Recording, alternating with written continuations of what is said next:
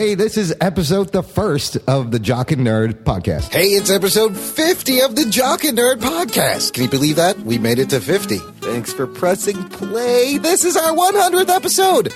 That's right, episode 100 of the Jock and Nerd podcast. Terrific! You made it to the 150th episode of the Jock and Nerd podcast. Actually, we made it to the 150th episode of the Jock and Nerd podcast on episode 200 Wowie zowie! of the Jock and Nerd podcast. Thanks for joining us this week, and for the 250th time, welcome to the Jock and Nerd podcast. Jock and Nerd! Hey, thanks for pressing play, listener. This week, on episode 300 of the Jock and Nerd podcast, Wowie zowie! the Game of Thrones showrunners exit their Star Wars trilogy. HBO kills one Game of Thrones prequel as they announce a new Game of Thrones prequel. HBOMax announces its launch date and price, and Greg Berlanti may just be the hardest working man in TV right now. Terrific!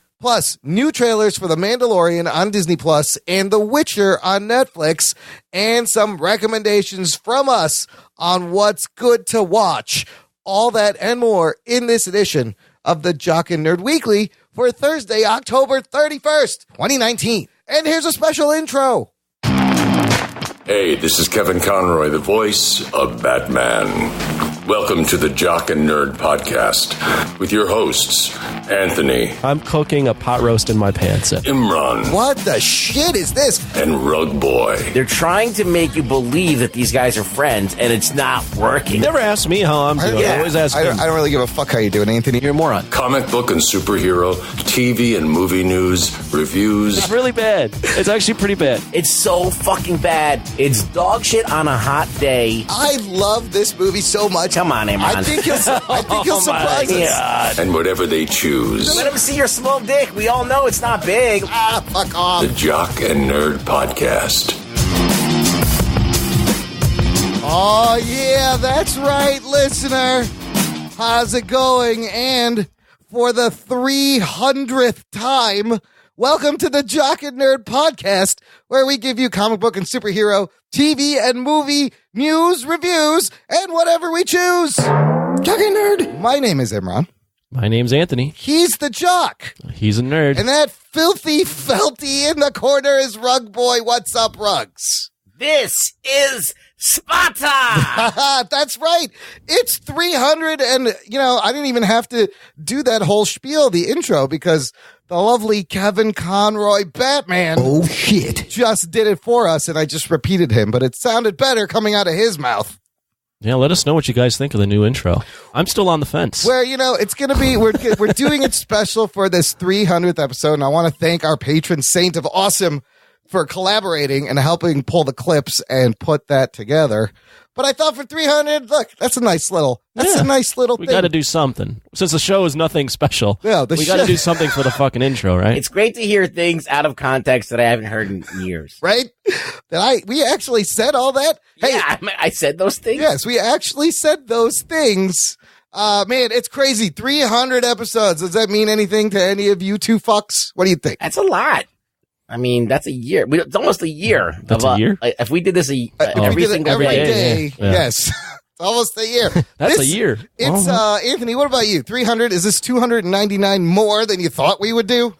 I go back to the day we were in my car going to the comic book shop. Remember that? Buying comic books. Who does that? And I just said, hey, we should start a podcast. I don't know if I didn't think far enough ahead to go, oh, we were going to do this every fucking week for the last 4 years or so. 4.5 years? How the fuck did this happen? How the fuck did I convince myself to talk to two old fucks every Thursday night or Friday night or Saturday morning? The millennial get involved with a grumpy Gen Xer and a foul-mouthed puppet.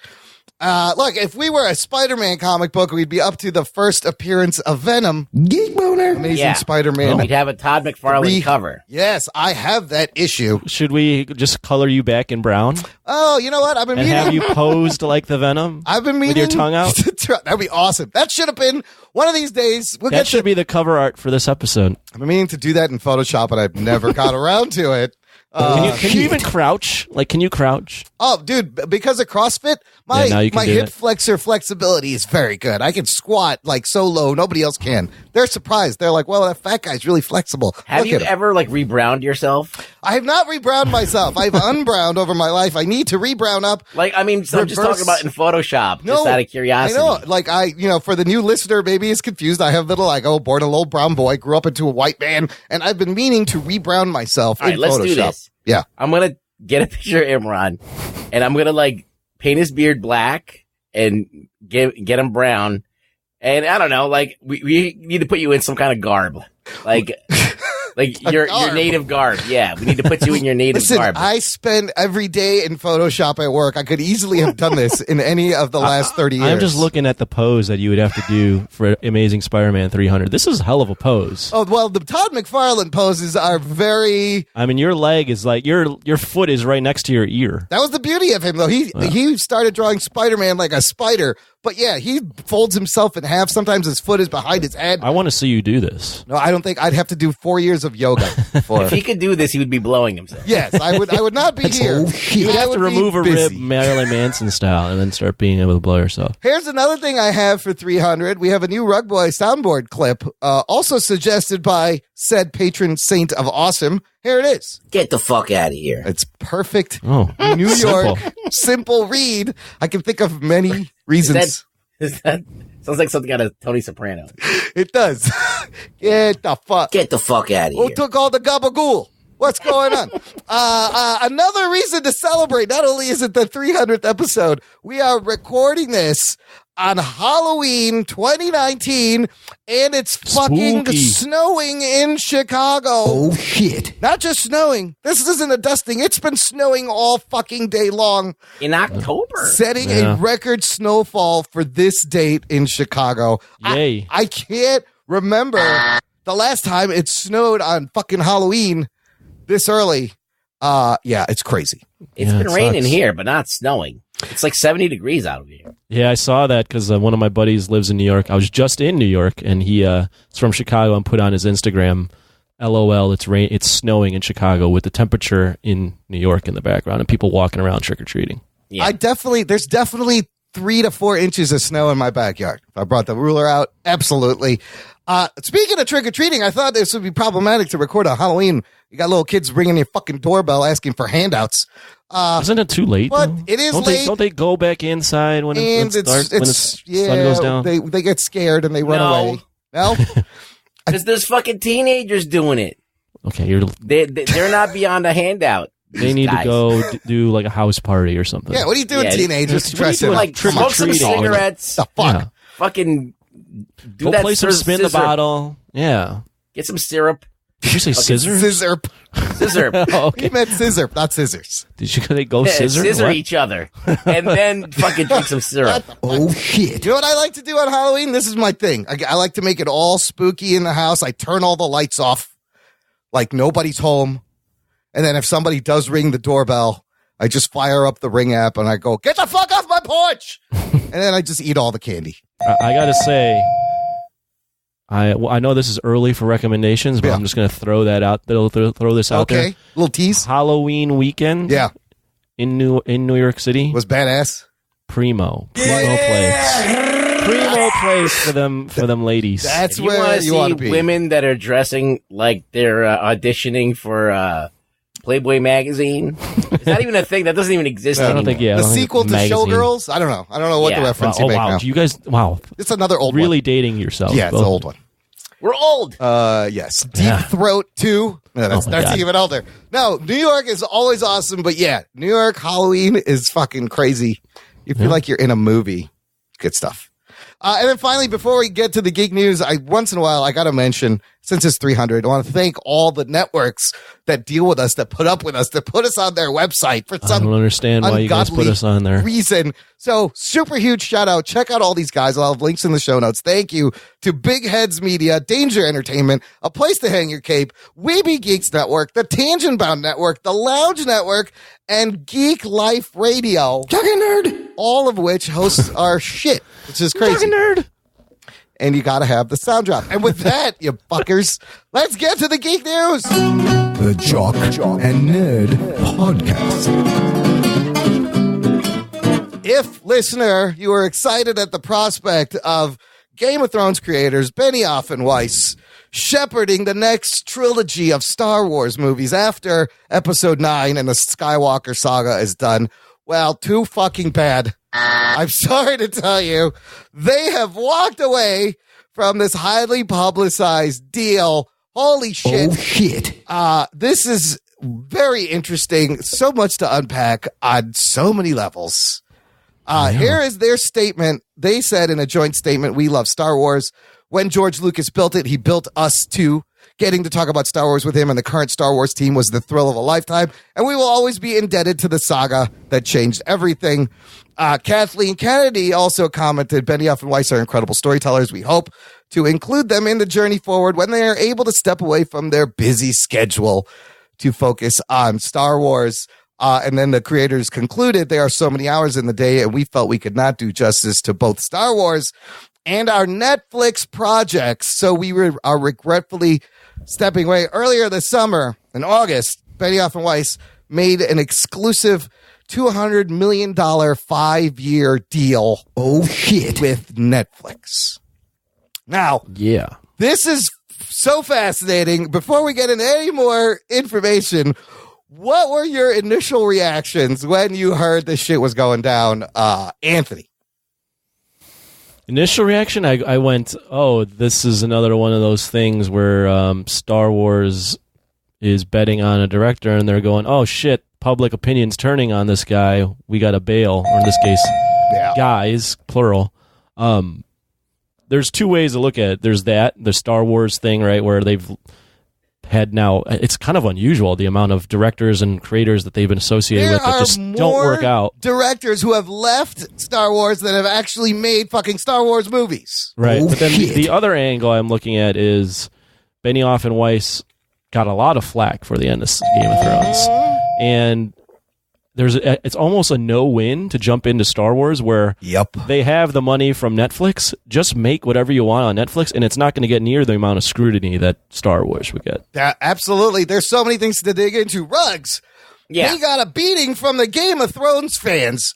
Right. Do you think they were nervous about dealing with Star Wars fans who arguably 10 times worse than Game of Thrones fans? Well, they kind of blew it. They had this, they were keeping really fucking quiet after they blew it on the end of Game of Thrones. That's a big fuck up right there. So then they make an appearance at some like Q&A. Yes, let's get into, they were at the Austin Film Festival. Right. And it sounds like they didn't know what the fuck they were doing. Yes. Oh, shit. Based on, so the tweets came out. This is the first time, remember, right after Game of Thrones ended and all the backlash of the final season, they canceled their San Diego Comic-Con appearance. Yeah. They're like, fuck They don't no. want to be in the hot seat. Yes, they have not come out and talked publicly until just recently at this Austin Film Festival. The jig is up. We know that they're fucking not as cool as we thought they were. They basically said, we didn't really know what we were doing. We wanted to make this for moms and football players and remove the fantasy out. This was kind of like our film school, and we let the actors kind of What are they push talking about? Game of Thrones. Okay. They didn't know what the fuck they didn't know what the fuck they were doing. They let the actors dictate how the show would go. Talking about Game of Thrones. Now, why would you continue to destroy your fucking legacy? The other thing is Netflix, these big deals are for these producers that can run several projects at once. And really, all these guys have are these 73 episodes of television. It's like almost like they actually like tried to torpedo themselves on purpose. Yeah, it was weird. It's like they're like committed suicide right there. So they're like, the other rumor I had was this deal. They had already walked away before they made the Netflix deal. This was the reason, and they came out and said it because of this Austin thing and this backlash, and they just wanted to get it out in the open. But is this not also a pattern of behavior from Kathleen Kennedy? They now join Josh Trank, Colin Trevorrow, and Lord and Miller at losing Star Wars films. she could have held on to them if she really wanted to, and she didn't. So That's a weird trend that they lost all these people. I mean, I'm wondering how much of it is her letting them she's go. Definitely a factor. Versus them making the decision to walk away or her pushing them out because she's like, you are going to be busy with this Netflix shit and we want your full attention. Well, I look at it too. I read this online. I kind of agreed. Like, I look at it, if you're a true creative, right? Yeah. And who knows? Maybe these guys are. If you do Star Wars and you're in charge of maybe the next trilogy, that's, what is that, 9-10 years of your life? Yes. That's focused on one thing. You know, what if you did really want to make a whole bunch of different kinds of shit? You can't, right? You'd be like, no, like Star Wars deserves 10 years of my attention. That's a big commitment. Also, at this point, with Kathleen Kennedy's track record, think about, from the director's point of view, do you really want to get involved with the Star Wars movie? Because odds are 50-50 that you're going to fucking make the movie. This is what I think about this. All right? You are basically rolling the dice. Like, you're either going to be held up as a hero or you're going to be like the biggest piece of shit that ever walked the earth. It's only going to go one of two ways, yeah. If you do, complete the Star Wars trilogy and everybody loves it, you're like locked into like pop culture forever. True. And I mean, they've already done that with Game of Thrones to a degree, but that was a one trick pony. Like, we don't know what else they can do. Exactly. So if they really were to nail this, they would establish themselves as like almost like a Steven Spielberg or a fucking a Scorsese or somebody that you can bet on, or James Cameron or something like that. So these guys are very hesitant, and you could see the insecurity. Now Netflix, the gamble's like a lot less. Like, they can fuck up, and they got the money. Yeah, they just make something else. Try again. Yeah, if it sucks, it sucks. No one's gonna give a fuck. I mean, I was kind of excited to see what they were going to do with Star Wars, but now I'm kind of glad that they actually fucking walked away. If this is the case, out. Yeah, if they were That's all. wishy-washy and they were uncertain in themselves, don't fucking do Star Wars. It's probably not gonna go well. You got to have huge balls to do Star Wars. And Absolutely. Now, the people who want inclusion in Star Wars, it's a win for them. You're kicking out two white guys, another two white guys making Star Wars. Maybe get a woman or a person of color to direct and write the Star Wars. See what happens. There's still I believe the Rian Johnson trilogy. Yes, it's up in the air. But here's the problem: is the future of Star Wars right now the most uncertain it's been in a long time. Oh shit! They were working on the next thing that was scheduled to come out 2022, and now everything's up in the air. So this episode 9 really could be the last Star Wars movie we may see in a while. I don't think Star Wars. I think one of the problems among many with Star Wars, and I'm sure you guys can articulate it better, but from my perspective is that they're just rushing too many things out. Yes. I think it's a good idea to take your time and, maybe not have to stick to something like that has to come out. What year is that? 2022? 2022. Who is the one guy with huge enough testicles to be able to do this? Quentin Tarantino. I don't know. No. Who? He wears a hat and he doesn't say much. And he sounds like yogurt. Kevin Feige. Oh, Kevin Feige. Well, that's true. Right? Oh, wow. He's already slipping his dick in there a little bit. So he's going to just flop it on the table. Floppy Jock. They may be Floppy Jock. They may be positioning him to be creative control under Kathleen Kennedy. I don't think she's going anywhere, but they need someone to set a direction. And I read somewhere, and this made a lot of sense. There's no back up. Yeah. There's no way Kevin Feige's working underneath. Well, maybe Kathleen side Kennedy. to side in a co. No, the only way that works is Kevin Feige runs the show. Well, the way he's going to hostile. There's no way. I don't see them doing a co. The way I read somewhere is that Feige will still report to Bob Iger and the CEOs, and not to Kennedy. So They will both kind of be equal, reporting to the same. But you're right. He wouldn't work under her. But he's not working under anybody. I don't think she's going anywhere either. I don't know about that. There's a lot of. I don't think Kathleen Kennedy has a lot of good. They're going to quietly make her go away. She's been there for decades, though, and she's produced a lot of shit. They're going to be like, you just do this stuff over here, and then we'll do this stuff over here, and then that's it. She won't really be involved in the same capacity. That's just my thoughts. I might be wrong. You know what? I probably will be wrong. My first initial reaction when I heard this, I was like, well, you're telling me, you fuckers, who said you rushed the last season of Game of Thrones to work on Star Wars, are now fucking bailing on the Star Yeah, they're Wars. pussied out on that. What the fuck? So they could have given us a nice 10-episode season that didn't have to feel And rushed. then what else did they lose their dick on? What's that? Game of Thrones, the prequel. Oh, well, we'll get into that in a second. There's a lot of stuff moving around at HBO, but that's HBO. But look, we don't know what's going to happen to Star Wars right now. Maybe they do need Kevin Feige. Step in and save the shit, listener. Let us know what you think about all this hubbub. Join our Facebook group. It's called the Jock and Nerd Nation. It's closed. It's just for you. You can chop it up, as Mike Rips likes to say. Geek out with Mike. All of our awesome listeners. So, Ruggs, to your point, right after that, speaking of Game of Thrones, HBO announces that the first prequel series that they had shot a pilot for, called The Long Night, starring Naomi Watts, that was going to be about the children of the forest making the White Walkers, it's axed. It's done. They pulled the plug on it. So is Naomi Watts as with like White Walkers? I didn't really understand.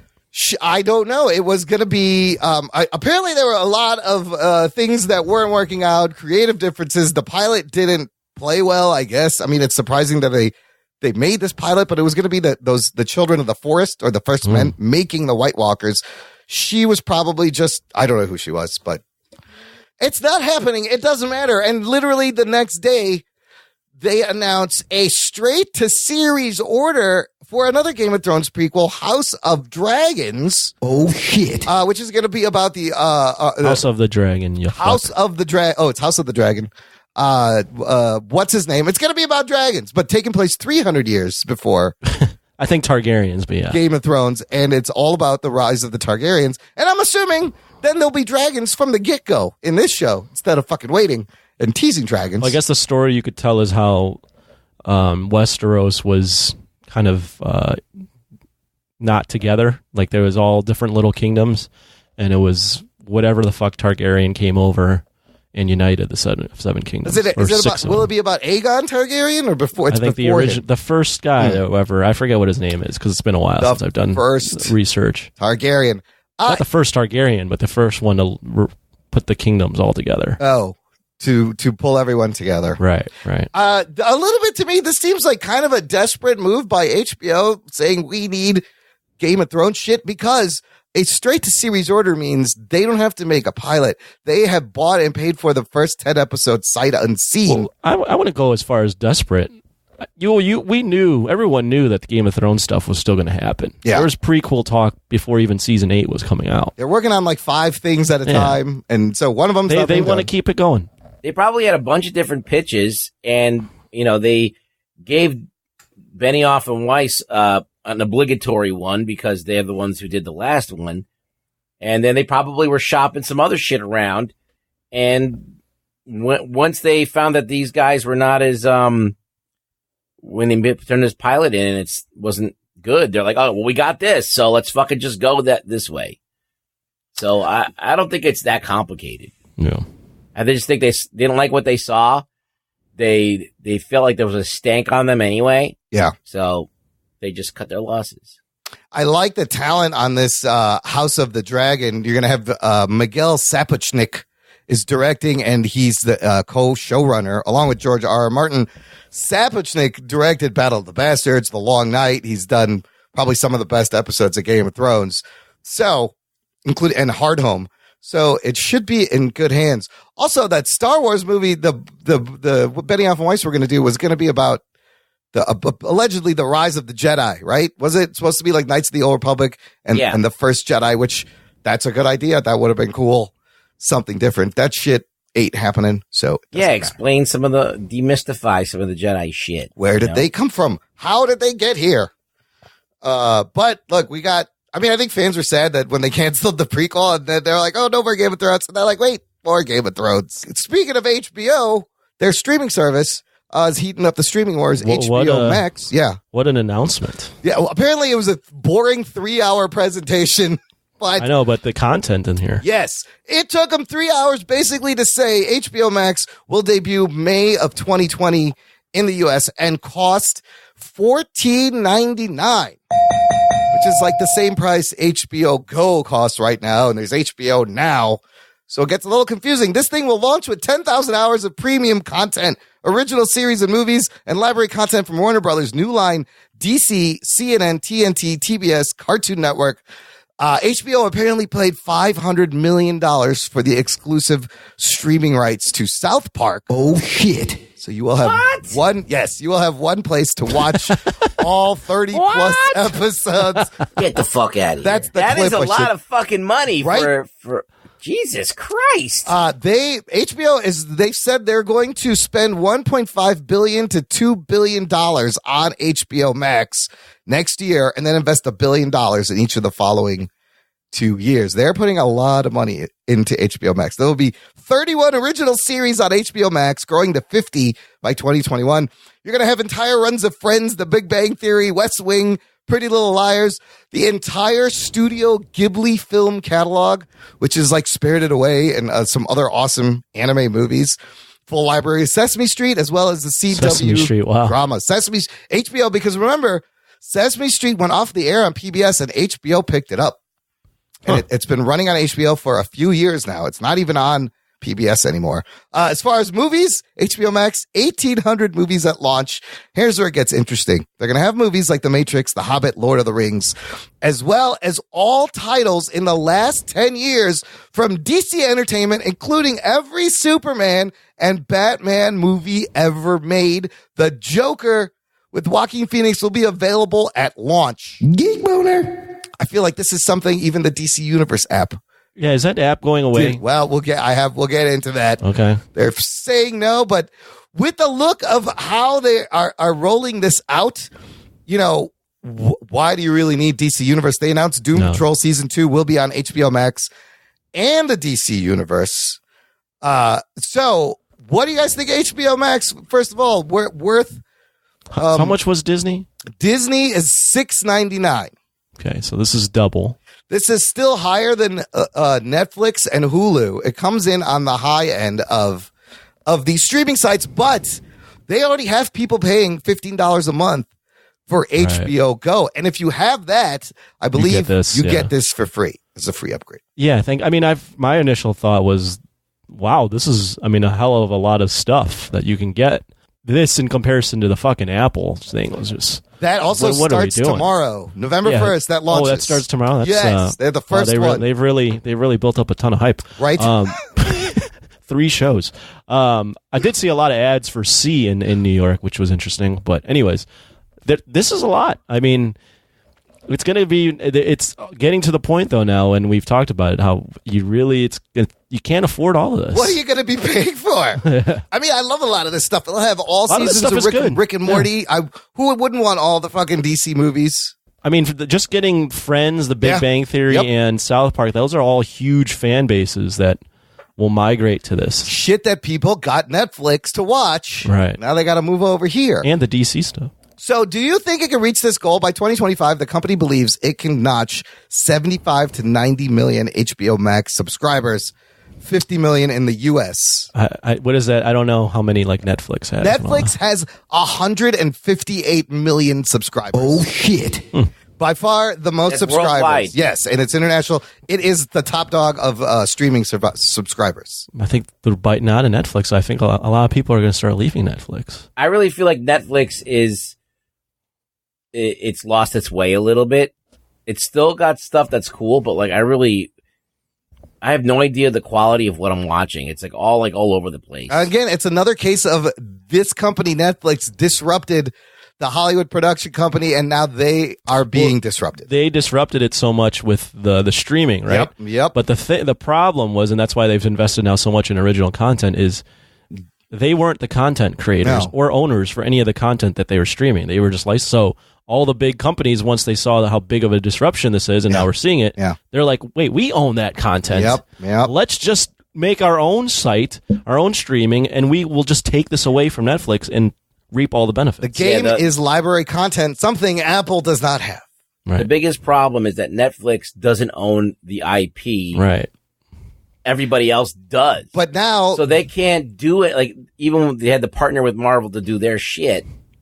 So, like, and there's nothing left for them to buy. Really. But now they got their Stranger Things as a hit. They have, they do have their hits of original. The Millar universe, is that? Yeah, them? they got that. They got. Yeah, when's that coming out? I don't know. When is that coming out? Soon, I guess. But, I like, don't fucking know. they really don't have any of that, like, blue chip IP that everybody fucking knows about and has cachet. They don't own any of that shit. And they never will. So they have to constantly roll the dice and see if, like, shit's gonna stick. And it's kind of a weird place to be in for Netflix. The other thing that HBO Max is going to be doing different than Netflix is the use of relying on algorithms to recommend. They have a feature called Recommended by Humans, where by humans, but literally celebrities will have pages where they can list their own recommendations. And then we can use those if you sign up to watch a movie. They're also going to have podcasts based on shows that are connected that you can listen to on your phone offline. For example, a great experience was watching Chernobyl every week and listening to the creator being interviewed on the Chernobyl podcast talk about the episode. It's fucking great. It added so much depth to each episode. So they're trying to make things different. They're going to have multiple accounts. I think it's smart. They're doing kind of what Disney did, but even at a different level. Like, Disney obviously already owned Marvel, Pixar. Yeah. And what was the other one? Lucasfilm. And Lucasfilm, right. Yeah. But then they bought Fox. Yep. And they are including the National Geographic Library and some of the Fox stuff in there. Like, what they're doing, and this is what HBO's done too now, is HBO's partnered with Warner Brothers, CNN, DC, TNT, TBS, our Cartoon Network. Like, they're making these gigantic partnerships where, like, a bunch of different creative properties are coming together to form their own network. Well, and the name is also kind of misleading, HBO Max, because it's really Warner Brothers calling Warner the shots. It's all Warner Brothers, who is owned in turn by Time Warner, that owns all that shit. But HBO is the brand that has the more it's got cachet. The cachet, cachet. It's got the name like, recognition. It's the brand that you recognize. Oh, like HBO, if they put their thing on it, you know that the content should be pretty much quality. But then it seems weird that you're like, where can I stream every episode of Fresh Prince of Bel-Air? Oh, HBO? That's odd. What the HBO is home box office. It is home box office. It's, the box office in your home. Yeah. They were actually one of the original disruptors. Yes, that's what I'm saying. And then Netflix disrupted them, and now they're getting disrupted by HBO. It goes back and forth. So what does it play out to? Like, what are the 4 must-have apps? Fuck, now? dude. I think what's going to hurt more also in all this is cable subscriptions, and maybe not the Netflix. I think more people will choose to cut the cable cord and to be able to have Disney Plus, Netflix, HBO, Amazon, Hulu. I would say right now, if I were to look at this with including HBO Max, I'd go HBO Max, Disney. And what? Netflix? Oh, man. I think I'd still throw in Netflix. Hulu? Amazon? I guess Hulu. I don't know. I other than that one show we watched on Amazon, I don't have a ton of a draw. Amazon's got some great shit on there. I've heard Amazon's got some good stuff. Hulu's got some great shit on there. Amazon's not just, they don't put out enough volume of good stuff. Mm. Yeah, but when they put it out, it's pretty good. And then they cancel shit too. They don't. Stick Netflix does that shit all. Netflix just throws everything at the wall. One of my coworkers was talking about some show on Amazon Prime that's doing really well. I probably don't know its name. There's a few. It's Marvelous Mrs. Maisel is a big hit for them. There's a lot of shows. They have a bunch of shows. Yeah, I mean, I don't know. I pay for HBO now, and I like my HBO content. But you'll get more of it. We'll get more of it, but I'll have to pay because I subscribe through Xfinity. Oh, I'd have to pay another $15 to get this. Well, HBO. why don't you just cut HBO now and then just get HBO Max and then get? I mean, I think that's what I will do. I will tell my cable company I don't want HBO on the cable package. Drop DC in that too, and I'm going to sign. But DC Universe is going to stick around. We'll get to that. Here's another crazy big announcement. Talking about HBO Max, they have just announced Greg Berlanti is bringing a live-action Green Lantern TV series exclusively to HBO Max. Geek boner. Along with that, he's going to work on another show called Strange Adventures. Here's what Berlanti said. Both of these original DC properties we'll be creating for HBO Max will be unlike anything seen on television. An anthology series of cautionary tales set in a world where superpowers exist and in what promises to be our biggest DC show ever made. We are going to space with a Green Lantern television series, but I can't reveal any more about that. There's no way you can make a Green Lantern, have it associated with HBO, and it not be. You have to invest a lot in it. You can't make that cheap. Yeah, no, this is would be your high end space fucking Star Wars space cop show, right?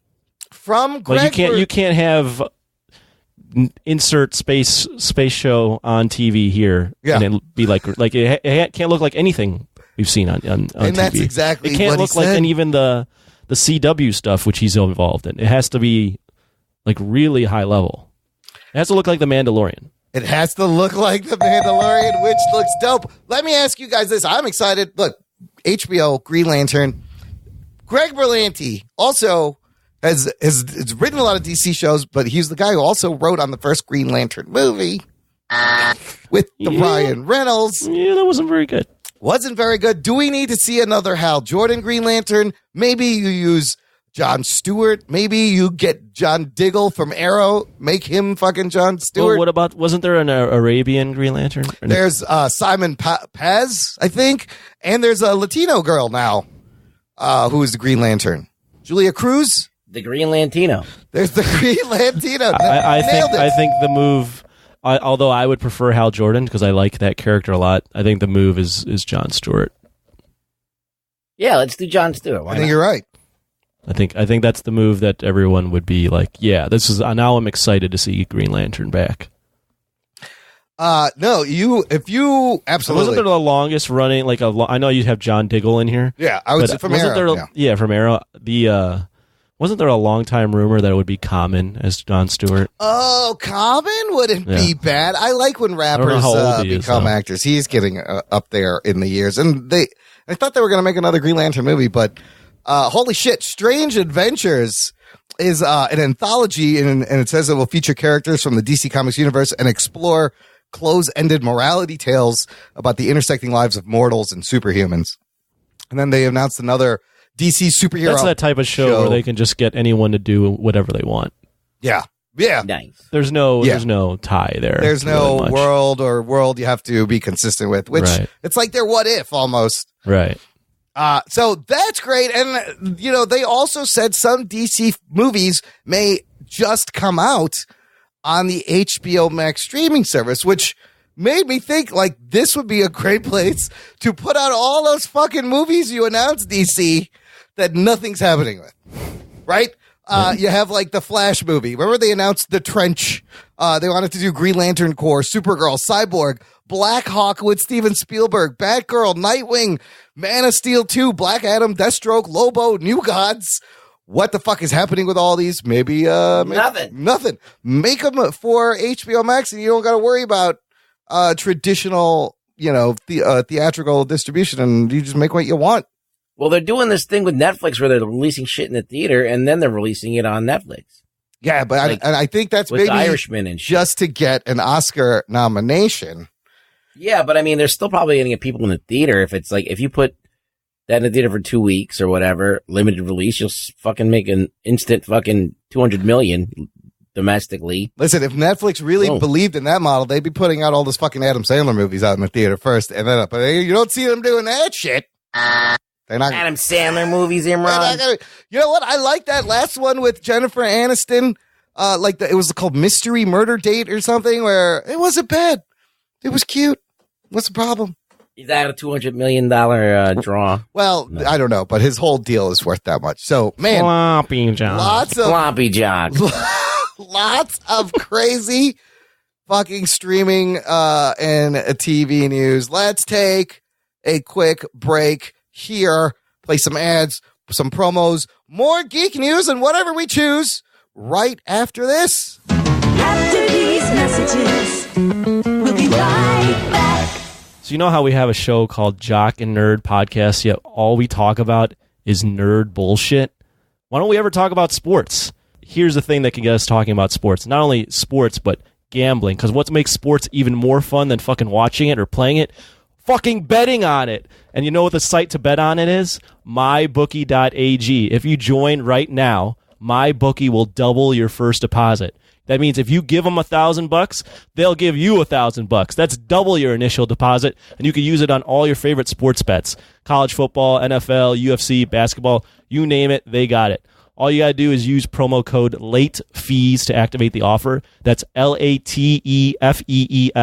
That's promo code LATEFEES to double your cash. Visit mybookie.ag today. You play, you win, you get paid, son. Hey, all you Missouri sports fans. This offseason on the For Old Missouri podcast, we've been focusing on flashback episodes like Doug Smith's Senior Day and the 2011 and 1985 World Series. But now, this fall, we'll be shifting to the current stuff and recapping every Mizzou football game, every Kansas City Chiefs game. Subscribe everywhere you find your podcasts. Search for Old Missouri or check us out at foroldmissouri.com. Hey, hooligans, this is Michael. This is Michelle. This is Jeremy. From Who the What Now? The show about strange stories from the internet. And Bigfoot came over and beat his ass. He knocked him around a little bit, and he just kind of went limp, and Bigfoot left. Pop culture. Jean-Claude Van Clam. I thought Jean-Claude Van Clam was supposed to be the alien in Predator, and did a jump splits and ended up with his bat right in the dude's face. That's his move. Do I get the part? In our crazy lives. I'm like, oh, there's a cat on my back, and then all of a sudden I feel something. I feel a furry paw go down my ass crack. Just slide right down my ass crack. I was like, what are you doing? You can catch us on all your favorite podcast applications. Spotify, iTunes, Libsyn, iHeartRadio, Stitcher, your mamas, and wherever else you find they have quality podcasts. So don't miss out on the next Who the What Now? Doc and Listener, if you have been enjoying the show, join our fan club for lots of awesome stuff. Just visit jockandnerd.com/Patreon. Before you pay for Disney Plus or HBO Max, sign up for our streaming service. I'm calling it Jock and Nerd Max Plus now. Jock and Nerd. That's what it's called. And how. And how. Now and how and later. Jock and Nerd Plus Max. No, for reals, listener, sign up for a little as $1 a month. You get access to bonus content. There's tiers where you get stickers, t-shirts. You get to come on the show. You get to pick a movie for us to review. Bonus content this week to look for. If you are a fan club member, we should have, and this is also a reminder for you fucks, our Terminator Dark Fate instant reactions up this week. You guys better not forget those. They're very important. I gotta watch that. I'm gonna watch the movie. I gotta watch that. We're gonna watch it, and you're gonna get a full I had to watch review. that movie. I'm a little bit geek boner for this movie, so that'll be bonus content on the Jock and Nerd Max Plus Premium now. Also, all the shows come out early. Like this show comes out a few days early. Anthony's spin-off show comes out early. And Anthony, what was that? Is that Law and Order? Oh, no, that's Terminator, yes. Yeah. Dude, Uzi 9mm. Anthony, the most recent spin-off show, tease that for the listener because it was very interesting. Yeah, so if you are a Patreon subscriber, me and this boy named Chaz Hubbard, well, he's a man now, but he's grown into a man as he's done episodes. Yeah. We do this thing called Jock Talk where we talk about sports because we never talk about sports on a Jock and Nerd podcast, even though we have one half of it being a jock. It's a bait and switch. I tricked everyone. Bait and switch like no other. That's right. But Chaz is a longtime listener and contributor on the Patreon, and the show that I did with him, the spinoff show, was in part because he was jumping into his first ever amateur MMA fight. It was awesome. So we recapped that. It's the last thing in the feed, listener. You may have skipped the in-between shows, or you may just listen to the spinoff show. But without spoiling it, if you haven't listened, I loved it. I'm going to say two things. One of those motherfuckers went to the ER. Oh, shit. And also, this clip is also a big factor in his fight. Their bottom is very weak. I'm just going to give you those two pieces of information. But Anthony, I was listening, and there were times where I went, "Oh shit!" like out loud when he's describing, it's an interesting what he went through. It was really cool. Yeah, it's an interesting perspective from a guy that I'm just a normal person that decided, you know what, I'm going to try this fighting thing. I'm going to get in the cage. I'm going to train, I'm going to get in the cage, and I'm going to fight another human. I'll beat the fuck out of somebody, even though I don't hate the guy. I don't know how to feel about this. Very well done. Anyways, all that to say, sign up to Jock and Nerd Plus Max Now Premium. jockandnerd.com/Patreon. Back into the geek news. So HBO Max is coming out. HBO still has its cable content provider, and we are still subscribed to the DC Universe app. And you may think that app is out the door since they just said we're going to have Doom Patrol Season 2. All of the Superman and Batman movies are going to be on HBO Max. DC Universe sent out a quick announcement saying, oh no, we're still here until 2020. Don't worry. They've made exciting news, but we're not going anywhere. They talked about some of the stuff they announced at New York Comic Con that's coming out in the future, such as the show called DCU, which is an unscripted show, kind of reality show, where fans develop a superhero show, and the one that picks might premiere on the DC Universe next year, if it's still around. They have one called Bizarro TV, which is their animated anthology, also like their version of What If. But I guess they'll show Bizarro versions of all the characters. And of course, we're still getting the Harley Quinn animated series along with season 2 of Doom Patrol. What do you guys think? Should they kill one of these? Is this unnecessary? There's no need to have two of them. To have both of them? Why would you want to do that? People who already pay for DC Universe should get a break on the transfer to the new HBO. That would be nice. That would be nice. So they should get like a cheaper price and already be built in when it comes out. You know, if the only place you can stream the Joker film once it hits streaming is on HBO Max, why would, what's the point of the DC Universe? I don't understand what DC Universe, like a Wonder Woman movie just got made. It was animated, right? And it's not even out on DC Universe yet. Or maybe it is now, but like not when last time I checked. I think it is now. It's like, why isn't it we should get the fucking, if we're paying for this shit, we should be the first people to see this. Anthony, when's the last time you logged into this fucking app since we've had it? Not since we watched Doom Patrol's first episode. Oh, Jesus Christ. Oh, shit. Well, look, for what it's worth, I've been enjoying Titans Season 2. I still got to watch that. There's the Connor Kent Superboy stuff is kind of good. The problem with the show, everyone, the character work is great. The characters are interesting. There really isn't like a story carrying anything through. Like, it's all fucking character. Where's the fucking story? I don't know. Yeah, it's got no balance. No, it's so uneven. The show is so uneven. There's like great things that happen, but overall, I'm like, I don't know where this is going. Like, what are you doing? So, I don't know. And the Doom Patrol, easily the best show on there. And maybe they could pick up Swamp Thing and put it on HBO Max now if they want to spend all this money, because it was pretty good. And it had to just force end at the 10th episode. Speaking of DC TV, CW announced that they are working on a new show called Superman and Lois. Geek boner. With Tyler Hoechlin, Superman, and Elizabeth Tulloch.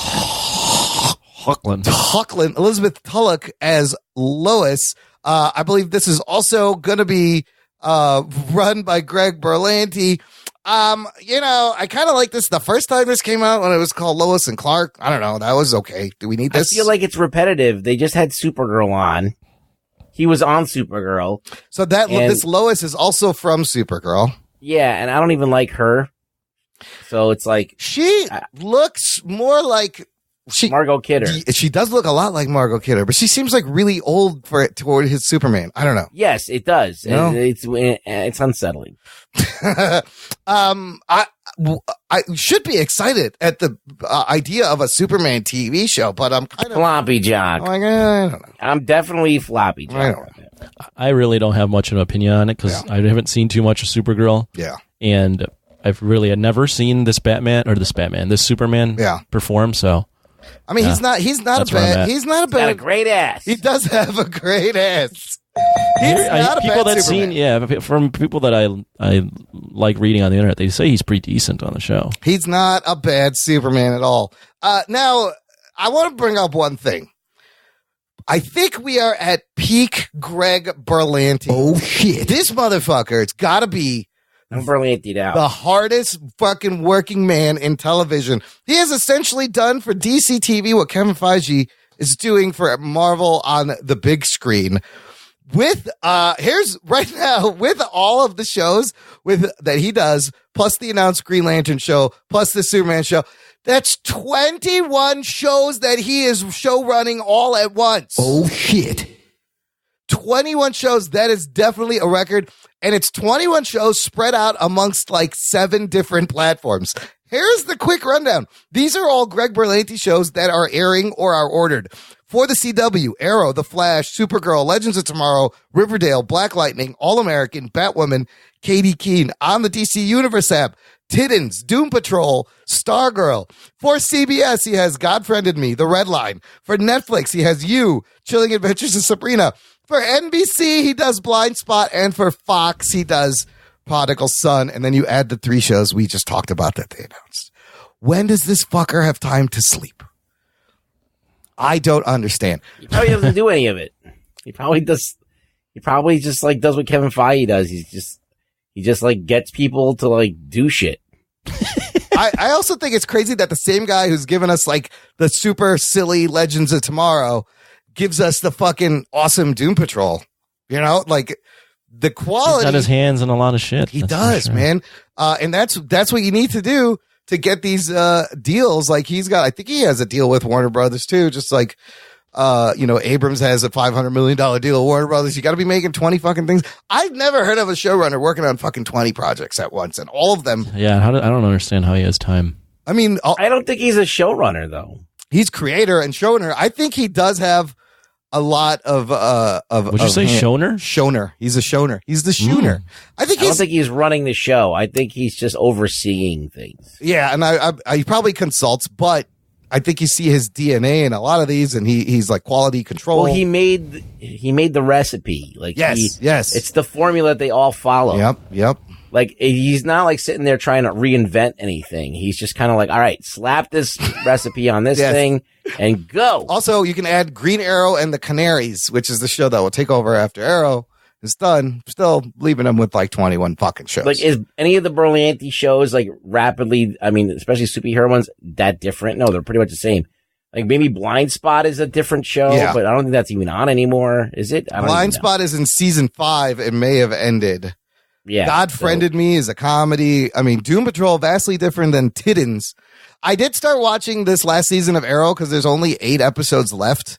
And the first episode, it's kind of neat. The Monitor puts him like on an alternate Earth, and he's back in Lian-Yu, and you see him go through all this shit coming back, but in a different Earth where some people are alive, some people aren't. So these last 8 episodes are leading probably to his death in the Infinity Crisis on Infinite Earths crossover. And the Flash is still the Flash, whatever. He's flashing around.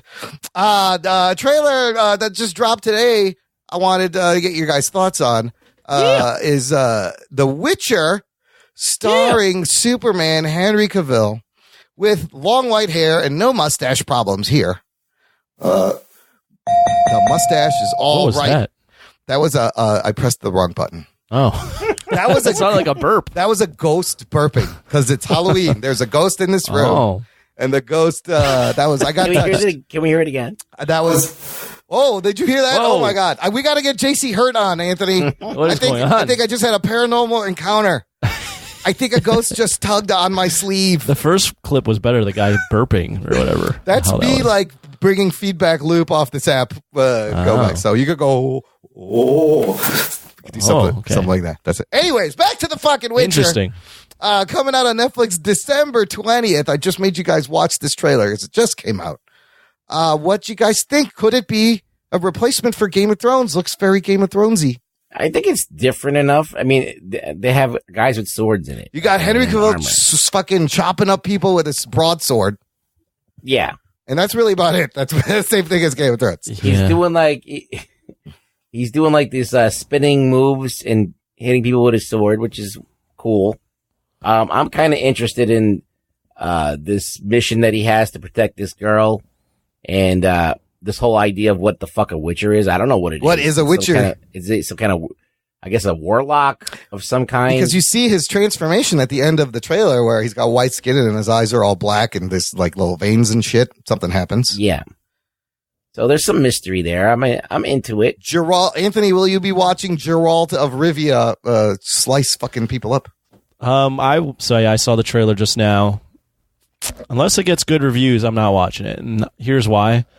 To me, it looks too much like Game of Thrones. I mean, the dude, Henry Cavill, looks like a Targaryen. He does. He totally does. It's just too close to Game of Thrones for me to just be like, oh, this looks like a really cool original idea. And I know it's based off some book, so I'm not familiar with the book. Yeah. But as the layman, it looks like Game of Thrones light. Yeah, he could, if his hair was video Game of Thrones. If his hair was any yellower, he could have been like their third sibling. His hair is. He looks exactly like her brother, Daenerys' brother. Yeah, he could be another Daenerys' sibling. I mean, I wouldn't mind watching them two hook up. Yeah, hook up. Wow, I can't speak.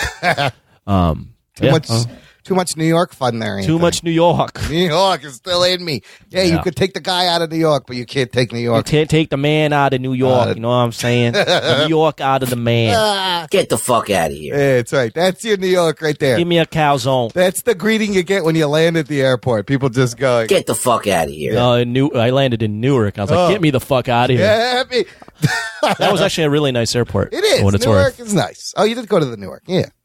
I may check out the first episode, maybe give it 1 or 2 to see if it hooks me, because it does kind of have a cool fantasy feel. But again, he's a mutant too. I don't know what he is. That's what they said in the first. Second. I'm interested to see how that pans out. I know it's got the video game's got big fans, and the book also has a lot of fans. Here's another trailer of a show I'm even more excited about than this. The fucking Mandalorian on Disney Plus put out a second trailer, and holy shit, Geek Boner, I am officially more excited for this than episode 9. This to me looks like the Star Wars I wanted, the Star Wars I remember. Ruggs, talk to me about this trailer. I was like kind of dubious on it. I was like, all right, how good is this going to be? I remember that there was a couple of epic shots from the previous trailer that looked kind of cinematic. And I was like, all right, they can spend some money on this shit. But this trailer, like, it looks like a full-on movie. Yeah. It looks like a full-on, like, high-quality Star Wars film. It looks a little grittier than what we see. That's the polished shit that we see in the theater, like more like a Rogue One. Yep. But I think it looks even better than Rogue One. So, I'm kind of hyped for it. Wow. Yeah. Him being hyped for something. He's actually hyped for something. I was surprised. I was like, oh shit, I'm watching this. This is what I'm watching. We got the feedback from you before the show, and I was surprised. He's excited. He actually has a geek boner for something. Wow. I am surprised too. For a property that's been like in the not something original. Wow. Look, I'm surprised myself. I'm like, this looks like it could be good.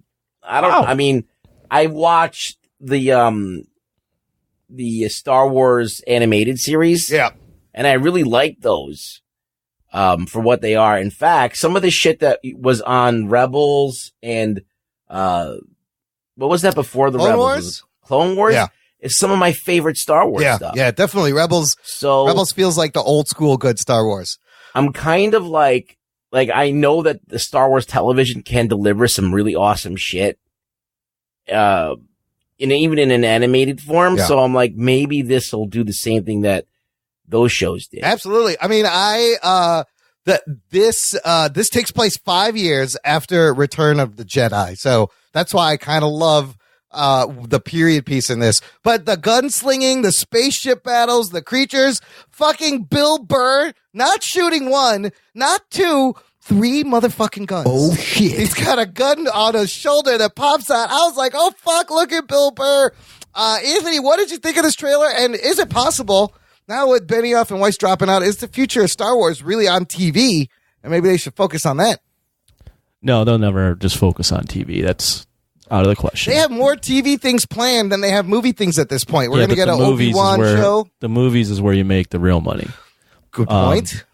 But That being said, again, not a big Star Wars fan. This looks well made. I mean, that's all I can say. It looks well done. It doesn't look like it's on something made for TV, but I guess the quality of TV now with Game of Thrones and other projects is so raised now that it has to look great, and this does. Yeah, I mean, to me, it didn't look too different from the first trailer, but I was impressed by the first trailer. So, I mean, think about where TV is now. If you make me watch this, I wouldn't be terribly mad at you. First of all, we pay for this fucking service. I'm making you watch this motherfucking thing. It will be released weekly. It has kind of a weird schedule. They're going to drop one on the 12th. They're going to drop the second episode 3 days later. Then it's going to be like a week at a time until Rise of Skywalker comes out, in which it will be like a break around that, and then come back like 3 weeks after or 2 weeks after Rise of Skywalker. So it's kind of a weird, not regular schedule at the moment, but they're trying something different. They could do what they want.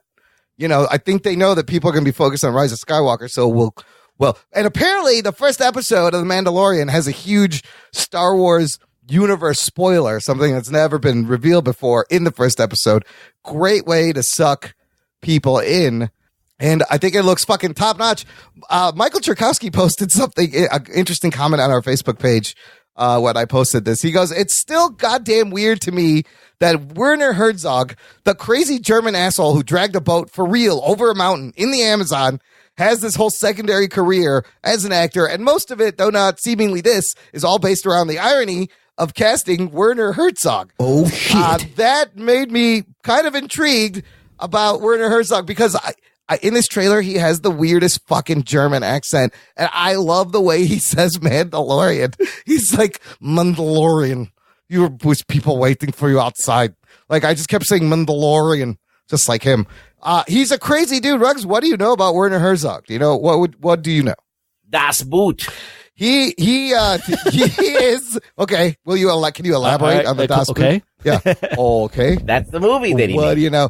This dude is a crazy director, screenwriter, author, actor, opera director, a poet, hates the studio system, and would rather film on site, and has had some of the craziest productions of all time. So what Cherkowski is talking about the boat, in 1982, he's working on this movie called Fitzcarraldo, that is about this dude who wants to open an opera house in the middle of the Peruvian jungle. All right. Part of this movie is a scene that apparently this guy did where he takes a steamboat from a river, drags it over land, over a mountain into a parallel river. Now the studio was like, "Oh, great. Look, you shoot all this in a studio. We'll make a model boat. No problem." Werner Herzog is like, "No, fuck you. Fuck that show." He's like, "We are shooting in the middle of the rainforest, and we're actually going to get 1,000 extras and natives to move a steamboat over a mountain into the next river." Oh, shit. I'm like, this fucking guy is crazy. In fact, the boat is still there in the middle of the fucking rainforest. So this just gives you an idea of how crazy Werner Herzog is. He's a crazy German. Well, okay. I did not know that story. I was like, what the fuck is he talking about? Yeah, I had no idea what he was talking about. He also did that movie Grizzly Man, but the guy who lived with the bears, and then spoiler alert, gets mauled by the bears because he thought he was a bear. Interesting dude, though. I think the only movie I've seen of his is probably Rescue Dawn and Bad Lieutenant. He's known for, he did a Jack Reacher movie. So when you said Werner Herzog, yeah, I didn't know what Cherkowski was talking about either. Yeah. The first name I thought about, and I was like, whoa, this is real fucking disturbing. Yeah. Was Werner von Braun. Who's that? He's the Nazi that he was a Nazi that then came over once we beat the Germans in the World War and was American space engineer. But he was a fucking Nazi that was assimilated into NASA. Oh, we took a lot of the German scientists and made them work for us. He's one of the more famous ones. Yeah. Wow. Yeah, that's what I was like, wait, that Nazi is in this movie? He's a film. What are we talking about here? I thought that guy is dead. Wait a minute, how old is he? So in the trailer, he's doing the voiceover, so you hear his crazy German accent, and interested to find out who he actually is. But I love his fucking German accent. He's great. So weirdo, but interesting fella. It's just weird that you'd bring this up on the show. I was fascinated. I became fascinated by Werner Herzog, Mandalorian. And I was like, Mandalorian. Yeah, I love how he said, and I'm like, what is this pulling a boat? What the fuck? And I read the story. I'll put a link in the show notes. I was like, holy fuck, this guy is a fucking nightmare. He's a nut job, but he gets it done. Whatever he's got to do to make the movie. All right, that's it for the news. Let's get to a little news from the nation. It's time for news from the nation. It's time for news from the nation.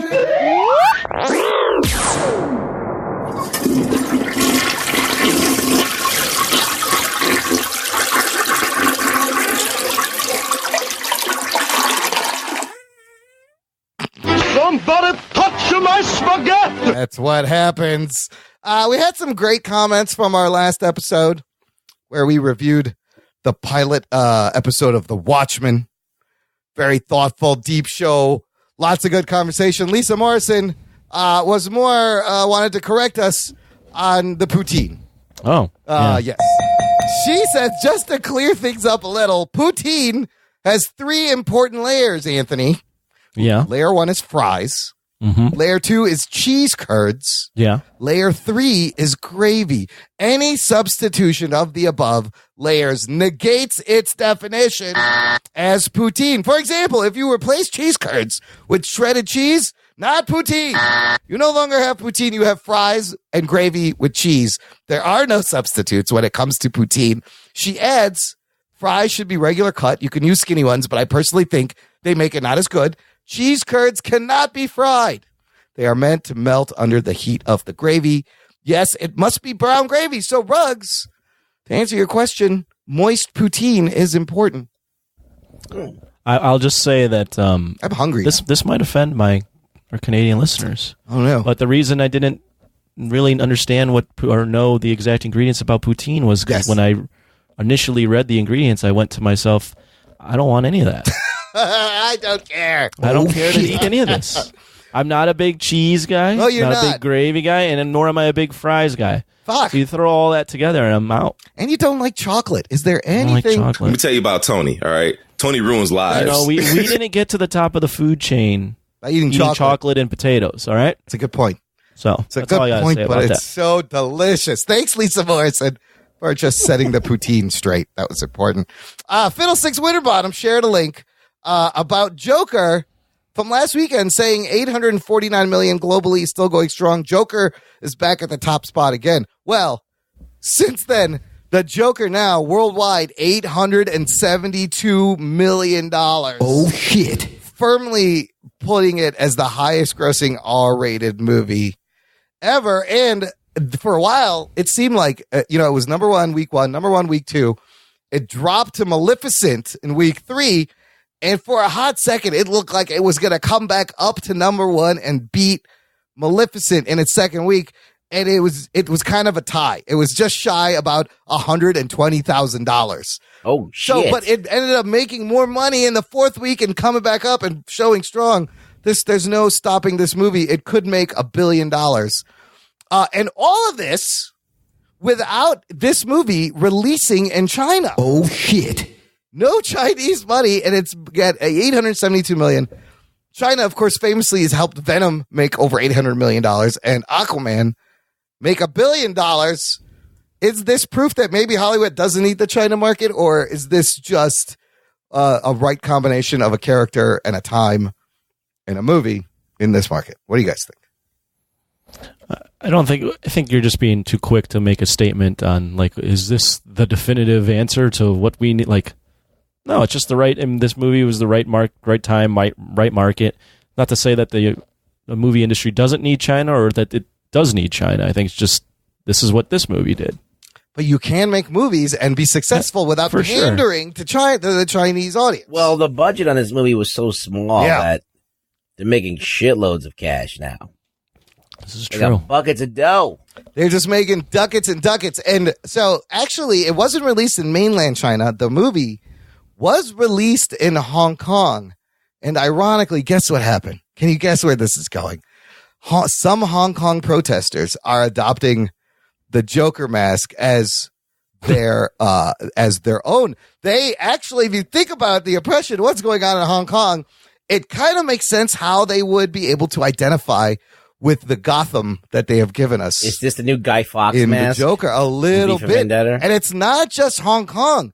Chile, Lebanon, Iraq, protests all over the world have adopted the Joker mask to hold up pro-democracy, anti-government protests. Skateboarders are now adopting the Joker garb as well. I mean, I feel like Todd Phillips may have made something that hit a nerve that he did not expect.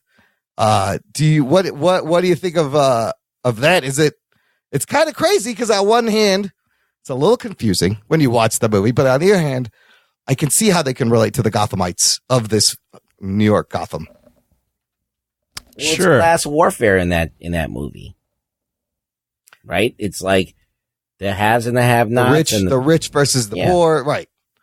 I mean, I could see them taking parts of it, and yeah, I guess so. They're interpreting it their own way. It doesn't really matter what the actual thing, like, you know. I mean, they're comparing Joker to like Hong Kong independent activist figures and these guys. Like, it's kind of crazy, and it's probably slightly horrifying. I mean, remember Pepe the Frog? What, from Warner Brothers? No. Pepe the Frog. No, it's like a meme. Yeah. It's a frog. And people adopted that for fucking all kinds of stupid shit. So it doesn't even matter. People just adopt things. It's just a frog. Yeah. I think that's pretty crazy, and it's got to be horrifying to see a wave of protesters wearing fucking all the same Joker mask. That's gonna get your attention. Daryl K shared this link, asked our thoughts on Method Man apparently lobbying for the role of Bishop in the MCU when they eventually introduced the X-Men. Oh, that's a terrible idea. Why, Anthony? Because he looks a lot like in this article. They got him side by side. I'm like, damn, just put an M on his eye. He looks like fucking Bishop. Just because he looks like him? Yeah. I don't think. What movies has Method Man been in? Meth is not bad. He's done some movies. He was in Luke Cage. Let's look up. He's been in He was in Luke Cage as Method Man. As Method Man, yes. No, but wasn't he in the original Iron Man also? Look, I'm not going to say that he can't do it. Yeah. He's just not the first guy, I think. I mean, we were talking about Common playing Jon Stewart Green Lantern. How's this any different? Because Common's actually a good actor. Common is good. Look, Method Man was in How High with the Red Man. Sign him up right now. And he was in... he was in, what is it, the Scary Movie 3? He was in the Scary Movies. I'm sure he's capable, but like, he's just not the guy I think of. He was in the recent Bishop. Shaft movie and that Peppermint movie with, what's her name, being a badass. I guess I don't care. It's Bishop. It's anyway. Bishop, exactly. Also, he loves comic books. Like, he's a big comic head. Look, you can have it, Meth. I'll give it to Meth. Meth Boy. Rugboy approved. Meth Boy. I just called it Meth Boy. Meth Boy. He would not like that. Is a Rugboy approved. He's done some CSI, and he was on The Wire. I'm not saying he can't do it. I'm just saying he's not the first guy that pops in my head. You know. Who would you? I'm going to say this. Yeah. I'm going to say it ignorantly. He can't do it. He can't do it? But ignorantly, I'm saying he can't do it. I go Idris Elba all day for fucking. If we're going to make a big Bishop movie. I want Idris Elba as a Green Lantern, man. I think he would make a very good Green Lantern. All he right, could but do we're both. talking about Bishop here. Yeah. But again, it is just Bishop, and he's from the future. But I say give it to Meth just because he loves it. He loves it. Look, I'm going to use this to roll into our last segment on the show, something we haven't done in a while. Wanted to give... Get the fuck out of here. Wanted to give the listeners some recommendations from us on, I don't know, stuff to watch, things to do. I'm not sure what your guys' recommendations are. So, Anthony, let's start with you. Wait. I want to stop this real quick. Yeah. You ask us to do 2 recommendations that you have fucking 5 on here, so you want to just hear yourself talk. I have the a entire lot time. of things to recommend. I think you have 6 on here. I got a lot of things to recommend. You asshole. That's why I'm letting you go first. Wow. What a dick. Should have came up with more recommendations. You said 2, you fuck. Knew I was going to have more than 2. I didn't. Yeah, you did. Come on. You just love to hear yourself talk. How long have you known me? Too long. Anyways, I'm going to continue a theme here because I didn't really put a ton of thought into this. See? That's the other reason I come over prepared, you motherfuckers. I was in NYC this past weekend. Yes, you were. I don't know if I mentioned that. You might have a couple of times.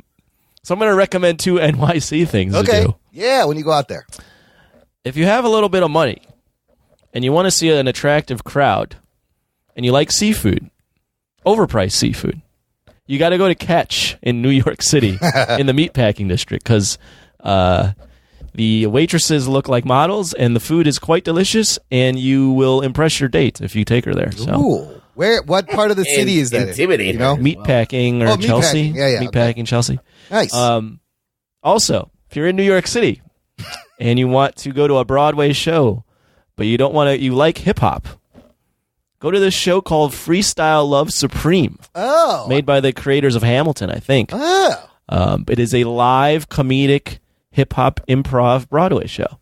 Wow. And it was fucking awesome. That's pretty cool. Improv they hip a hop. lot of they do a lot of audience participation, ask you to throw in words, give them stories, things, embarrassing moments, and then they create a whole improv song, and they have a singer up there as well, and a live beatboxer. So nice. It's great. That's the ultimate in freestyling skill, right there. Freestyle Love Supreme. I was extremely impressed. Wow. Yeah. Those are two good recommendations. Just want to let you guys know, if you haven't been to New York, very expensive. 2 drinks at this show were $58. Okay. Oh, shit. That's an Anthony kind of place. Absolutely. I'd be saying, fuck that show. No, that's not happening. That was quite expensive for 2 drinks. All right, well, you gave your 2. I was going to go round robin where we each do one and go around, but you just blew your load, so whatever. Yeah, that's what I do. Was it as good for you as it was for me? It was. Okay, it's good. fucking awesome. Yeah, that's really good. Ruggs, what do you got? Give me one thing, Ruggs, and I'll come back to you for another one. All right. I just started watching this, and I'm going to continue to watch it because I'm interested in seeing how it plays out. But it's a show starring Cox. What? Brian Cox. Oh, shit. Brian Cox, I see. Yes, it's called Succession. Oh, you started watching this? I've heard this is the best thing on television. Yeah, it's great. So it's like Game of Thrones, but set today. And instead of it being Westeros, it's like this dude's conglomerate fucking multinational media company that Brian Cox is like the elder, guy who runs the company. He's great. You got a Culkin in there? One of the Culkins? Yeah, you got a Kieran Culkin in there. Yeah. You got some crazy ass actors, but you just see the opulence of this motherfucker and his family and how they're all of his kids are fucked up and he's becoming demented. So Succession meaning who gets the company next? Yeah, who gets to run this shit? And they all start conniving each other and fucking angling for like how to get this dude's fucking company. Is there any like Trump type of fucking allegory illusion in there parallel? There could be. Yeah, okay. Like he takes a piss in his own house. Okay. Like Trump would do I that. think that's definitely something. I'm talking about on the floor of his own house. Yes. Oh, not in the toilet, just like on the floor.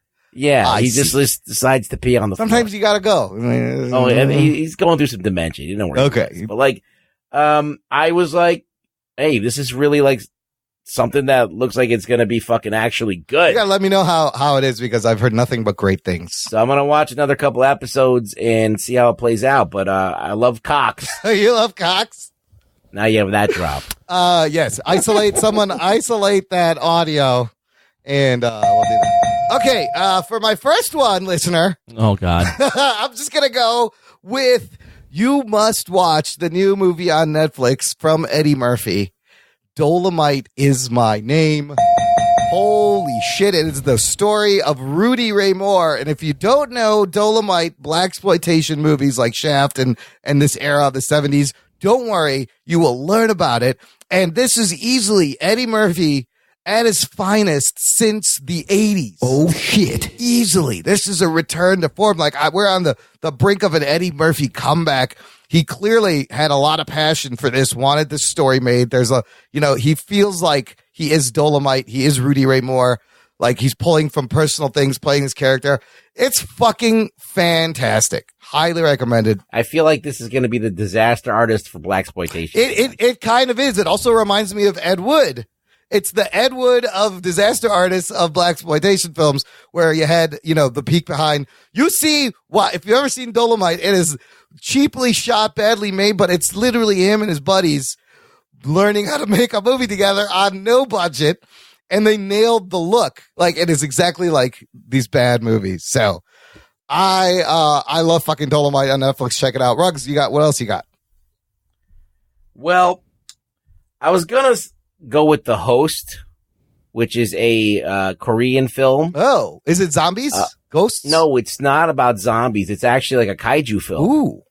It's like about a small kaiju, and basically it centers around this family who like run this like little like I guess like a food cart, and there's this one fuck up son, and basically out of nowhere this mutated fish thing with legs comes out of the water and starts like killing people. Whoa. Oh shit!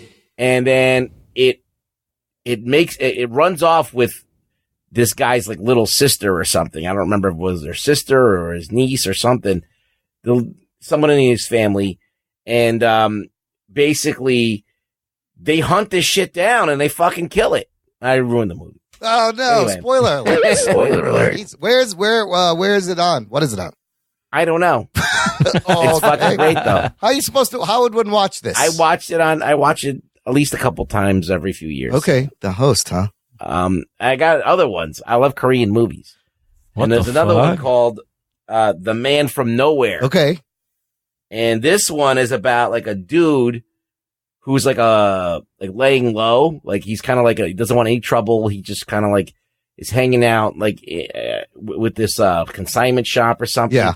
And there's like a bunch of heroin addicts or drug addicts all around him. And his next door neighbor is this young girl and she gets kidnapped. And then he's got to kill all the motherfuckers. So it's about, they're both the same kind of movie. They're both like, some young girl gets kidnapped and then they have to fucking kill whatever it is that's got them. So they're both great movies and you should check What's them. that one called? The Man from Nowhere. Isn't Train Korean movie? Yeah, isn't Train to Busan Korean also? Yes, and that's an excellent zombie. Yeah, I heard that's an awesome zombie on the train movie. Excellent. Excellent. Wow. All right, good recommendations. All right, I'll just do one more. Hey. I'm going to trim it down, and I'm going to pick this Netflix reality hip-hop competition show, Rhythm and Flow. Oh, yeah. One of my guilty pleasures is I love The Voice. I love America's Got Talent. I'll fucking watch all these singing competitions and like critique them like I'm a fucking judge. So when this hit, it was it made some news because instead of putting it out all at once, Netflix put this out weekly, which they do with some shows. Because it was a competition, they didn't want to spoil who wins. And it's, it starts with a bunch of people. They go through challenges. They cut them down. But holy shit, let me tell you something. The hip hop on here is great. These guys are writing new shit every week. And all the swearing and the rawness of the show, after you watch this, try to watch The Voice. And you're like, oh, this is some fluffy ass bullshit right here. Fuck this show. It is so raw and great. The judges are Cardi B, Tip T.I. Harris, and Chance the Rapper. But there's cameos from Snoop Dogg, Lupe Fiasco, tons of producers, tons of other guys. I will second this. I was watching this show because my friend would turn it on in the morning and wake me up watching the show while I was in New York. And it's good. The challenges, I mean, the weekly challenges are good where they like pair them up with different producers or they'll auto-tune them one week or all sorts of different things. So, and you got to watch just because the shit that Cardi B says, half the time Chance is looking at her like, what the fuck are you saying? That's the turnoff for me. You know what? I'm like, this kind of endeared me to Cardi B. She's so weird. She talked about her pussy so many times on this show, but she's just fucking raw and real, and she can spot good talent. She had, good things to say, and I agree without spoiling anything. What'd you think the winner? Were you happy? I was absolutely geek boner. The winner was the guy I wanted to win the whole time, and I was. Well, you just spoiled already. That's a guy. Oh shit! Sorry. Spoiler alert. Well, they're mostly guys, so yeah. I guess the odds are a guy. A girl does make it to the top 4. Anyways, I thought the top 4. You just spoiled it again. Spoiled that too. I didn't tell you which girl. I didn't tell you which girl. But I will say the top 4 absolutely deserve to be there. They picked the right guy. Even the top 4, the way it fell, absolutely correct. They all did a great job. And it was great. Like last Sunday, I binged the whole fucking show. I started watching. And then I was like, fuck, now I gotta know who wins this fucking thing. And their challenges are great. It's kind of the career of a hip hop star. They start with the cypher, where you're like in a group and you got to step out and do your verse. Then they do rap battles. Then they got to make a video. Then they got to do a live performance, and it progresses. And these motherfuckers are writing. They have to write and memorize new shit. Like sometimes within a day of doing the last one. Yeah. And they did a really good job. I think so. Sorry to spoil. I didn't spoil it. Watch it anyways. You will get you just hooked. got Cardi B. Cardi B just being like, "Oh, you got my pussy feeling like Niagara Falls, yo. Yes, you got me feeling like Skittles, all the taste of the rainbow. Let's go, Kerr." Shit. That is a fantastic Cardi B impersonation, listener. First of all, she is hilarious, and I didn't like her before, but I'm like, she's kind of funny, and she apparently has a lot. She's like silly. She's silly and's got a lot of cred in the rap industry currently, and she had intelligence. She was right. All her critiques were right. So I'm like, fuck, huh? All right, she knows what she's talking about. You turned Rugs off on it. I listened to Cardi B just to watch how fucking silly and weird Imran she is. talking? That doesn't mean anything. Exactly. I mean, really? Come on. I would definitely, Rugs, Means watch nothing. it. And I learned a little bit about new hip hop. I think I found some new things that I like. Like the shit was good. So I was very impressed. It was. I didn't know that it existed until it was being played. So I was like, "Oh, this is pleasantly surprised." Rhythm and Flow on Netflix. If you ever see what Cardi B puts on Instagram or Twitter, like her like little videos that she puts on, it's the same shit. Yeah. She says the same exact shit. Yeah, it's just, I think Same shit. it's exposing like a whole nother audience. She always talks about her pussy. Yeah, she does. That's her thing. That's one of her It's in her things. songs. Man, the show is raw. I'm a bad bitch, yo. I never realized how, like, just being able to swear on a reality singing competition just fucking changes the whole game. Like, well, fuck, this is, I didn't know I wanted this, but yes, this is what I wanted the whole time. Did you ever hear the song Pussy Good, Pussy Sweet? No. No. You should listen. I did hear the song they do on the show with what's his face about the two bitches. I got two bitches, and they're trying to he did a feature. They all Who's he? I'm trying to remember the guy's name. They all towards the end they all got paired with like a current star and did a song. Oh, I remember that. And they do the two. The song is about him having two bitches, and they're trying to set me up. Ty Dolla $ign. Ty Dolla $ign, yes. I got two of my I bitches was in the like, club. this song, this is what music is right now. Talking about two bitches in my club, and I gotta give one of them Henny, and the other one drinks vodka and all this shit. I was like, this is hilarious. Yeah, that's Ty Dolla $ign. Two quick things before we peace out with some announcements. The best one, by the way, was whoever was paired up with Janine Aiko. Oh, yes. She was the great. Japanese black girl. And that I was didn't a know great about song. her. She's yeah, great. She was good. She's very good. All those artists that I did not know about, I got turned on to them, and they were all really good. And she's super sexy and can sing. She's great. I like her a lot. Quick watch alert. Jack Ryan Season 2 on Amazon is out now when the show posts. Season 1's great. You're going to want to watch that. Ruggs, I just wanted to know, did you watch the second episode of Watchmen on HBO? Yeah. What did you think of that? I like it. Love this movie. I fucking love this show. I like the show. I like the show. It's a good show. I just don't know if it's Watchmen. Anthony, catch I didn't up. watch it. Watch it, because I think when the season ends, I think we need to talk about it. This It's 9 last episodes. episode Yeah. had a kind of a preview that showed like some kind of Batman-y type dude that could be the new Night Owl or whatever. Yeah.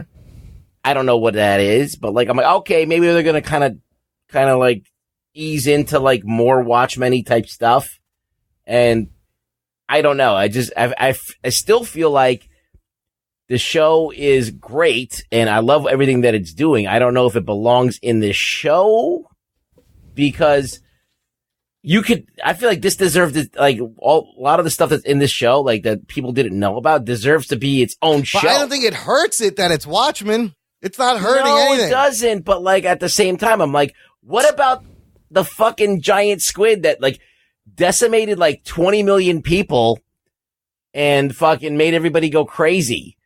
And the fact that there's a guy that could fucking that lives on Mars that could like destroy everybody. That the fact that there's superhumans. Yeah. And that there's like another. Okay, I feel like racism is like okay amongst us, but like once there's like imagine like in the future when they start genetically engineering people that are just better than us. Yeah. Like, I think that racism is going to be like not really a thought in people's minds. Dude, we're always going to be a tribal people comparing ourselves to the next person. And as far as the squid, yeah. No, I don't believe that because we are. Because look at what happens. Like, there's an idea of whiteness, right? Yeah. Even though there's people from completely different religions, completely different cultures, completely different holidays, alphabets, languages, everything different about these people, except for the color. But people just all of a sudden now assume there's no difference between them. So it does go away. It's just it does go away. It's just that there's nothing to distract us from it at this point because this is what we have. The powers that be are using this kind of juxtaposition to like make us look over there while they're doing shit over there, and fucking taking over the universe. So I do think it goes away when you have something else more to fight for, when you feel like that this is a petty thing that we're continuing to like dwell on, or almost in a way, if there was another breed of human being, you don't think that we'd all be like, okay, well, those fucking guys. Well, they do mention Dr. Manhattan a couple times in this episode, but as far as like the squid attack, yeah, that happened 35 years ago. We tend to forget shit. Shit reverts to being normal, and it's not going to. Holocaust, do we forget that? I mean, there's still still genocide happening on the planet. So yes, it didn't change anything. Do we repeat everything we do? We could have a tragedy. We're talking about this country. Give it 50 years. Watchmen is filmed in America, right? Yes. So it happened in America. Yeah, people forget shit. They normalize it and they move on with their life. So I can believe it. Okay, so I can believe it. Are Middle Eastern people still being profiled because of what happened 9/11? Yes. We didn't forget about it. Not as much. You kind of forget about it. Well, no, well, I would disagree. I think Middle Eastern people are still profiled. Yeah. So I mean, it doesn't just go away. It just doesn't. Like, I think but I do agree. History repeats itself as well. There's not necessarily a right or wrong answer on either your opinion. Listen, first of all, the show is amazing because it provokes so much conversation every episode, and he does the total Damon Lindelof thing where I'm just gonna sit back. Sorry, I'm just gonna sit back and listen to you guys debate every week. Yes, the merits of the show. You gotta watch though, because I will watch it. It's a great show, Anthony. Really you should watch it. It is really good. I definitely will watch this. Watch it. I actually have faith that it's going to kind of like widen a little bit in scope, and not just be like kind of like myopically looking at one issue. Yeah. And kind of look at the greater issue of like, there's fucking big things going on. He said there's a huge conspiracy in Tulsa, in Oklahoma. So there's a bigger thing we don't know about. But Lindelof does his Lindelofy thing where he answers like one or two questions and then gives you like 7 more questions. And you're like, what the fuck? But I think he has an ending. He came into this thinking about 1 season, 9 episodes and over, and not thinking about the future. In fact, there's a great interview with him on this podcast I listened to. It's called TV's Top 5 from The Hollywood Reporter. And he talks about all of this, going into it, making it 1 season and actually having an ending. So I think he has an ending, and he maybe won't jerk us around, but he's slowly revealing things. We're catching up, as he reveals things. There's still 7 more episodes. Yeah, it is fucking great. Another good recommendation. All right. You should definitely be watching. Yes, I think everyone should be watching this show. It's just, there's so much shit. I watch it twice. Like, I watch it and I want to watch it again. There's so much shit in there that's packed in. Check it out. It's fucking good. Sure to check it out. Yeah, definitely want to do a full season review when it ends. I think there's a lot of good stuff there. Last thing, announcements. Check out from A Place to Hang Your Cape, one of the networks I mentioned at the top of the show. They have a podcast called Podcapers. They have put out their 3rd annual musical episode. Oh, shit. Very ambitious, very fun. You may hear some familiar voices. We have actually helped them last 3 years. The first year, there was a spin on Wizard of Oz, where Scott Meridew jumps into a Disney animated land and he hates Disney. The second year, they spoof Flashpoint, where Scott Meridew fucks with time and Disney isn't created, but then he's got to go back. And this time they are spoofing the Rocky Horror Picture Show, and it's called the Scotty Horror Podcast Show. So, and they wrote original parody songs, music. You're going to hear some people you recognize. So I fucking love that they do this every year. It's very ambitious, but they put a lot of heart into it. And they're just like dudes like us. It's independent. This isn't a big production. They're just fucking making a musical once a year. Good for them.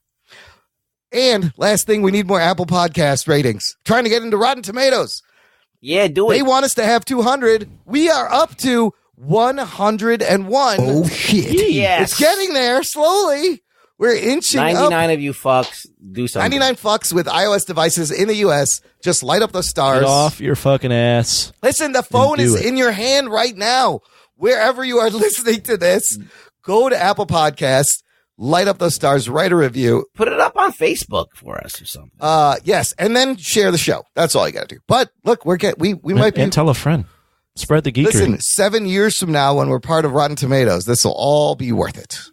Oh, shit. I mean, I don't even know why we want this so bad. It's within our grasp, I think, that we're like, we can do this. We can do this. It's a goal. It's a definite number goal. They told me if they say no after we get to 200, I'm going to say, go fuck yourself in your fucking tomato meter. That's all. Ruggs, now tell the listener where they can find you.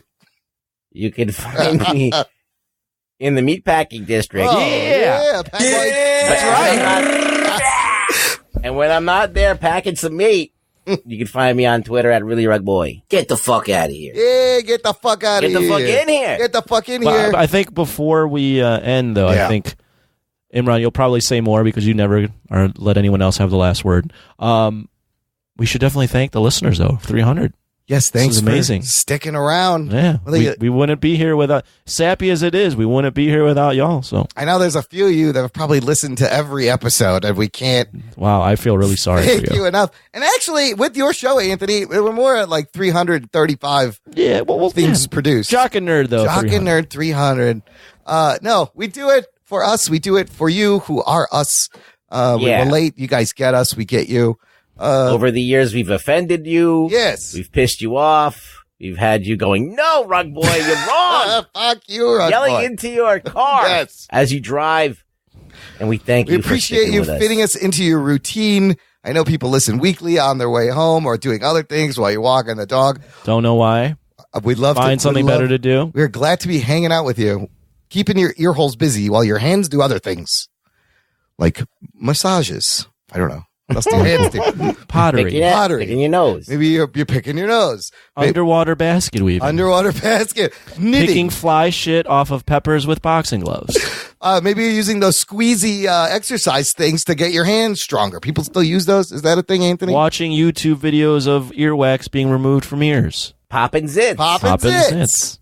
Taking a piss while you're showering. These are all instances you can listen to the show. We are with you right there. If you listen to us in the shower. Yes, right in. You got problems. Send me an email. Some people might. They got those Bluetooth speakers in the lights of the shower. You seen those? They're pretty cool. It's built into the light fixture. Wow. Yeah. Our listeners have that shit built into them. Some of them. I don't know. I don't know these people. I know them. I know him. Visit our website for show notes for this episode. jockandnerd.com/300.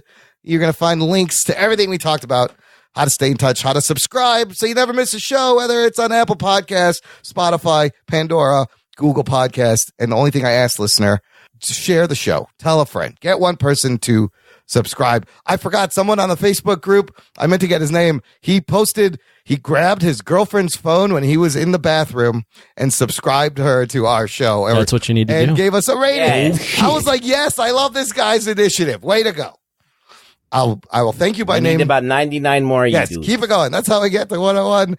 But tell the friends, spread the geekery. Thanks for hanging with us for all 300 episodes. You guys are the best. Thanks for listening to the Jock and Nerd Podcast. My name is Imran. My name's Anthony. He's the Jock. He's the Nerd. We'll catch you next time. I think I'm going to Google tea. My balls was hot. But I'm dyslexic, so I might write teen poo. Teen poo. And then the FBI will show up at my house. He's been looking up teen poo. Poo teen! Oh, my pussy is feeling really warm right now after hearing you. You got me feeling real good right now.